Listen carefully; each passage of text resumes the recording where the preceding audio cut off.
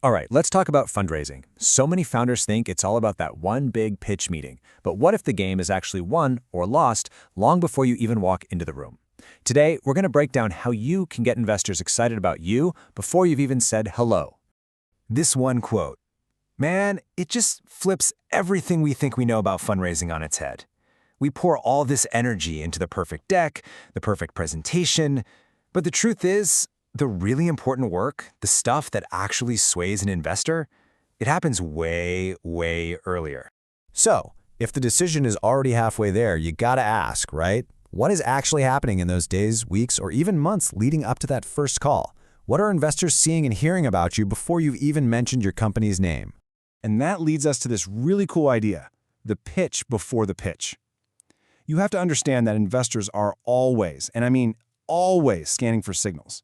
They're collecting these tiny little data points that slowly build a picture of who you are as a founder. It's this quiet, ongoing evaluation.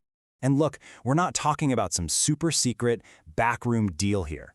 They're forming these impressions from totally normal, everyday things. A thoughtful post you share online, your name popping up in a good way in a group chat, or a quick mention from someone they trust. Every single one of these little moments either helps build your story or it works against you. The real magic here isn't just about making a good first impression, it's about what I'd call compounding trust. When an investor has seen the steady trail of smart thinking and real progress from you, they're not starting from zero when you finally pitch. No way. They're already leaning your way, and they're basically looking for reasons to confirm what they already think is true, that you're someone they should probably back. Okay, so the big question is, how do you actually control this story? Well, it all starts with a huge mindset shift. It's not about just being loud. It's about learning how to turn all that random noise into a clear, powerful signal. Think of it like this. On the left, you've got noise. That's all the generic promotional posts, the hype, the stuff that's all about asking for something. But on the right, you've got signal. This is about sharing what you're actually learning, showing your progress, and giving value to others. You know, noise is just forgettable, but a clear signal, that's what makes a busy investor stop scrolling and actually pay attention. And just to be super clear, this pre-pitch signal thing, it's not about having insane traction right out of the gate. Not at all. It's just visible proof that you're moving, that you're making progress. It shows that you're not a founder who's just waiting around for permission, you're already building. All right, so we get the theory. Now let's get practical. How do you actually do this? This next part is the playbook. It's all about building that momentum by showing your work, not just telling people how big your dreams are. This idea right here is so important. A cold email is basically asking for a favor, right? You're asking for their time. But curiosity makes an investor want to give you their time. Your goal isn't to get a check from one tweet. It's to plant a tiny seed of a question in their mind, like, who is this person? What are they working on? That question, that's the beginning of everything. So here's a super simple, repeatable way to do it. This isn't about some glossy marketing update. It's about sharing the real, kind of messy process of building something.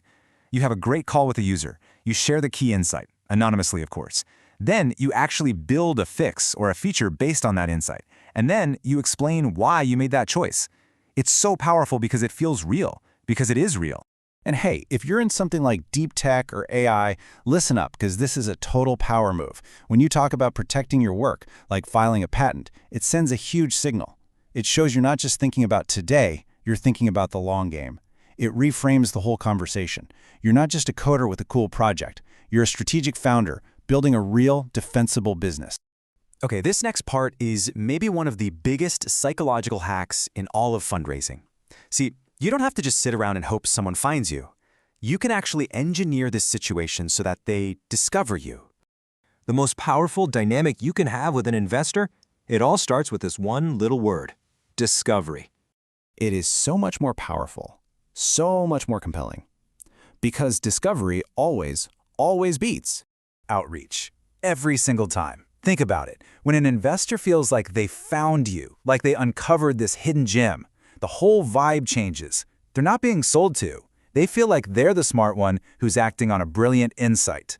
So, I want you to stop for a second and be really honest with yourself. If an investor who has never ever heard of you types your name into Google right now, what story do they find? Is it a clear story of progress and focus, or is it just a confusing mess, or worse, nothing at all? So, how do you fix that? You anchor your digital footprint. Your website, your LinkedIn profile, all your posts, they shouldn't just be random. They need to feel like they're all chapters from the same book, all telling one clear, consistent, and compelling story about your mission. So, when you put all these pieces together, something really cool starts to happen. You stop being just another founder chasing after money. You start to become the founder that capital is naturally drawn to. You start to feel, well, inevitable.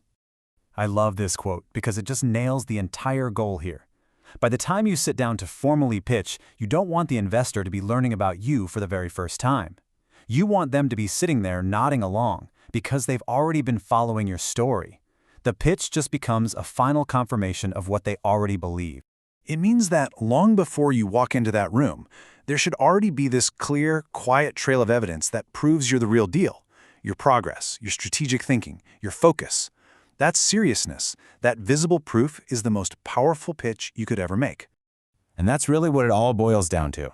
It leaves us with this one last question for you to chew on. As you go about your work tomorrow, ask yourself, is what I'm doing right now just building slides for a deck, or am I building real tangible proof that I'm already on my way?